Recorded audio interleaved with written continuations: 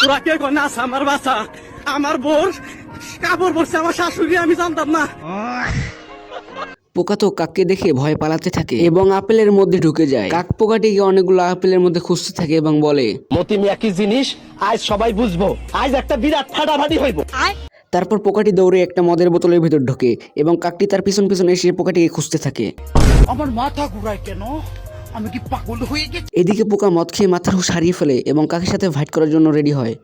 একদম জায়গা মতন চুমাদা দেবো। আচ্ছা জিম করি বাবা, জিম করি। হ্যাঁ, এবং 4-5 টাকা হতে আলানো আমার লেগা কোনো ব্যাপার না।